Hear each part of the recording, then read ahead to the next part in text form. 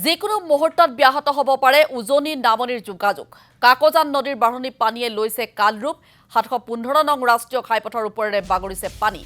কাকজান আৰু দগাঁও উৰণীয়া সেতুৰ দুয়োটা উপপথৰ যাতায়াত ইতিমধ্যে বন্ধ হৈ পৰিছে উল্লেখযোগ্য যে নেৰানেপেৰা মুখলধাৰ বৰষুণৰ বাবে উজনি অসমত বানে লৈছে সংহাৰী ৰূপ পুনৰবাৰ উল্লেখ কৰিছো বানৰ সংহাৰী ৰূপ শাওনমহীয়া বানত এতিয়া বুৰিছে ৰাজ্যৰ বিভিন্ন প্ৰাণ যিকোনো মুহূৰ্ততে ব্যাহত হ'ব পাৰে উজনি নামনিৰ যোগাযোগ কাৰণ কাকজান নদীৰ বাঢ়নী পানীয়ে ইতিমধ্যে কাল ৰূপ ধাৰণ কৰিছে 715 নং ৰাষ্ট্ৰীয় ঘাইপথৰ দৃশ্য আমি আপোনালোকক দেখুৱাইছো ইতিমধ্যে দেখিছে আপোনালোকে ঘাইপথৰ ওপৰেৰে পানী বাগৰিছে কাকজান আৰু দগাঁও উৰণীয়া সেতুৰ দুয়োটা উপপথে ইতিমধ্যে যাতায়াত বন্ধ হৈ পৰিছে নেৰানেপেৰা বৰষুণৰ বাবে উজনি অসমতো বানে লৈছে এতিয়া সংহাৰী ৰূপ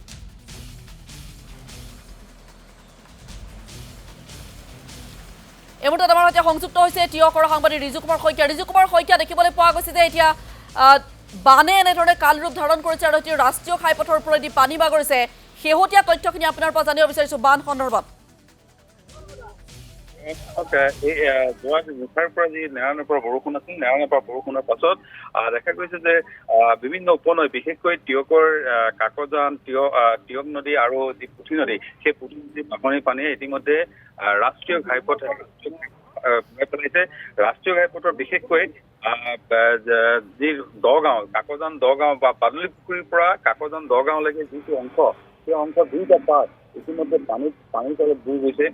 পানীৰ বুৰ গৈছে আৰু ইতিমধ্যে উজনি নামনিৰ যি যাতায়াতৰ যি ব্যৱস্থা যান বাহনসমূহ ইতিমধ্যে নিশাৰ ভাগত আচলতে অসুবিধা চলাচলত ব্যাহত হৈছে আৰু আৰক্ষীয়ে ইতিমধ্যে বিভিন্ন ধৰণৰ ব্যৱস্থা গ্ৰহণ কৰিছে কেৱল ৰাষ্ট্ৰীয় ঘাইপথে নহয় ইতিমধ্যে জাঁজি নদীৰ বাঢ়নী পানীও জাঁজি নদীৰ যি এজাৰগুৰি অঞ্চলত কিছুদিনৰ পূৰ্বে যোৱা বছৰ বাঢ়নী পানীয়ে চিঙা যিটো ৰিং বান্ধ সেই ৰিং বান্ধটো ইতিমধ্যে উটুৱাই নিয়াৰ উপক্ৰম ঘটিছে প্ৰায় 70% ৰিং বান্ধটো ইতিমধ্যে উটি গৈছে ঠিক সেইদৰে পুঠি নদীৰ যি বাঢ়নী পানী বা প্ৰথমটো যিটো বাঢ়নী পানী আজিৰ পৰা এসপ্তাহৰ আগত যি ৰিং বান্ধ ছিঙি পেলাইছিল সেই চিঙা অংশৰে ইতিমধ্যে পানী নিগৰিছে আৰু সেই পানী সোমাই সেই বিস্তৃত অঞ্চল বুৰাই পেলাইছে ইতিমধ্যে কাকজান নদীৰ এই যি ৰাষ্ট্ৰীয় ঘাইপথ বাদুলি পুখুৰীৰ পৰা কাকজান দগাঁওলৈকে যি ৰাষ্ট্ৰীয় ঘাইপথ ইতিমধ্যে পানীৰ তলত বুৰ গৈছে কাকজান নদীৰ বাঢ়নী পানী ইতিমধ্যে এই অভাৱনীয় পৰিস্থিতিৰ সৃষ্টি কৰিছে আৰু ৰাষ্ট্ৰীয় ঘাইপথ সম্প্ৰসাৰণ নামত যি ব্যৱস্থা কৰা হৈছে আচলতে বিজ্ঞানসন্মত নহয় ইতিমধ্যে স্থানীয় ৰাইজে এই কথা কৈছিল যে এজাক মাত্ৰ বৰষুণতে বা নদীৰ বাঢ়নী পানীয়ে ৰাষ্ট্ৰীয় ঘাইপথটো বুৰাই পেলাব পানী নিষ্কাশনৰ বাবে বা যিখিনি নলা নিৰ্মাণ কৰা হৈছিল নলাসমূহ কোনো ধৰণৰ বিজ্ঞানসন্মত নহয় আৰু যাৰ পৰিণতি এতিয়া ভোগ কৰিব লগা হৈছে সাধাৰণ জনতাই বিশেষকৈ ৰাষ্ট্ৰীয় ঘাইপথৰ কাষৰ যিসমূহ অঞ্চল আৱাসিক অঞ্চল সেই আৱাসিক অঞ্চলৰ কেৱল ৰাষ্ট্ৰীয় ঘাইপথে নহয় ৰাষ্ট্ৰীয় ঘাইপথৰ কাষৰ আৱাসিক অঞ্চলসমূহৰ পানীৰ তলত বুৰ গৈছে আৰু এনে পৰিস্থিতি যদি এই পানী আজিও এই মুহূৰ্ততো বৰষুণ অব্যাহত আছে আৰু এই পৰিস্থিতি যদি অব্যাহত আছে স্বাভাৱিকতে এক ভয়াৱহ পৰিস্থিতিৰ সৃষ্টি হ'ব আৰু যাৰ পৰিণতি উজনি আৰু নামনিৰ যি যাতায়াত ব্যৱস্থা এই যাতায়াত ব্যৱস্থা নিশাৰ ভাগতে বন্ধ হৈ যোৱাৰ উপক্ৰম হ'ব আৰু এনে ক্ষেত্ৰত আচলতে ৰাষ্ট্ৰীয় ঘাইপথ প্ৰাধিকৰণে যেনেধৰণৰ সতৰ্কতামূলক ব্যৱস্থা গ্ৰহণ কৰিব লাগে সেই সতৰ্কতামূলক ব্যৱস্থা কিন্তু এই মুহূৰ্তলৈকে গ্ৰহণ কৰা পৰিলক্ষিত হোৱা নাই যাৰ পৰিণতিত যিকোনো ধৰণৰ পৰিস্থিতিৰ সৃষ্টি হ'ব পাৰে মই পুনৰ কৈছো যে কিছুদিনৰ পূৰ্বে ৰাষ্ট্ৰীয় ঘাইপথৰ উপৰিও জাঁজি নদীৰ বাঢ়নী পানী ইতিমধ্যে এজাৰগুৰি যিটো ৰিং বান্ধ সেই ৰিং বান্ধটো কিছুদিনত যোৱা বছৰ প্ৰথমটো বানতে ক্ষতিগ্ৰস্ত হৈছিল 70 লাখ প্ৰায় 36 লাখ টকা ব্যয় সাপেক্ষে দুটা অংশত মুঠ 70 লাখ টকা ব্যয়েৰে এই ৰিং বান্ধটো নিৰ্মাণ কৰা হৈছে সেই নিৰ্মাণ কৰা ৰিং বান্ধটো এতিয়া প্ৰথমটো বানতে আচলতে উটি যোৱাৰ উপক্ৰম হৈছে আৰু এনেদৰে আচলতে বিভিন্ন ধৰণৰ অসুহাপূৰ্ণ কামৰ বাবে ৰাষ্ট্ৰীয় ঘাইপথ সম্প্ৰসাৰণৰ অসুহাপূৰ্ণ কাম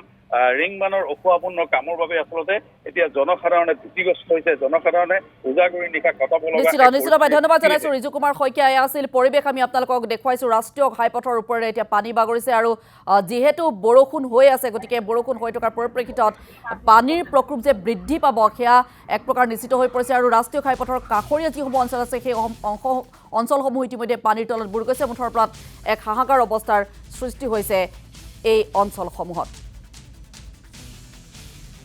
এই মুহূৰ্তত এক ভাষ্য আছে, আমি ভাষ্য আপোনালোকলৈ আগবঢ়াইছোঁ। পিছবেলাৰ পৰা ইমানেই বাঢ়নি মানে বাঢ়িবলৈ আৰম্ভ কৰিছে। আপোনাৰ এনেকৈ যদি থাকিবলৈ হয়, আমাৰ উজনি আৰু নামনিৰ যিটো যোগাযোগ ব্যৱস্থা, এই যোগাযোগ ব্যৱস্থা অতি সোনকালে বন্ধ হৈ যাব। আৰু আপোনাৰ আমাৰ তাতকৈ যিখিনি আমাৰ গাঁৱলীয়া উপপথখিনি আছে, সেই উপপথখিনিও মানুহৰ মানে অহা যোৱা কৰা সম্পূৰ্ণৰূপে বন্ধ হৈ যাবলৈ সক্ষম হৈ যায়। মানে কোনো বাইক গাড়ী যাব নোৱাৰা হৈছে। সকলো পিনে পানী হৈছে, মানে এনেকুৱাকৈ পানী বাঢ়িবলৈ লৈছে, ক্ৰমান্বয়ে পানী কমক চাই মানে পানীৰ হেৰিটো বাঢ়িবলৈহে আৰম্ভ কৰিছে। ঠিক 4 বজাৰ পৰা এতিয়া আপোনাৰ কেইটা বাঢ়িছে, ইমান কম সময়ৰ ভিতৰতে ইমানেই পানী বাঢ়িছে, মানুহে মানে আমি আজি ধৰক 45 বছৰমানৰ ভিতৰত আমাৰ এইটো অঞ্চলত প্ৰথমবাৰৰ কাৰণে আমি ইমান এটা ডাঙৰ পানী দেখিবলৈ পাইছোঁ। মানে এতিয়া হাইৱেৰ পৰা পানী বাগৰি আছে। হাইৱেৰ পৰাতো আপুনি একাঠো ওপৰত পানী আপোনালোকে নিশ্চয় প্ৰত্যক্ষ কৰিছে, এইখিনি গাড়ী আহিব পৰা নাই। এনেকৈ থাকিবলৈ গ'লে আৰু 1 ঘণ্টাৰ পিছত আপুনি মানে আমাৰ ৰাষ্ট্ৰীয় যিটো ঘাইপথ, এই ঘাইপথৰ উজনি নামনি সংযোগ সম্পূৰ্ণভাৱে বন্ধ হ'ব। সেইকাৰণে আমি প্ৰশাসনক প্ৰায় অনুৰোধ জনাইছোঁ, আপোনালোকে সোনকালে যাতে এটা ব্যৱস্থা কৰক, নহ'লে বৰ ডাঙৰ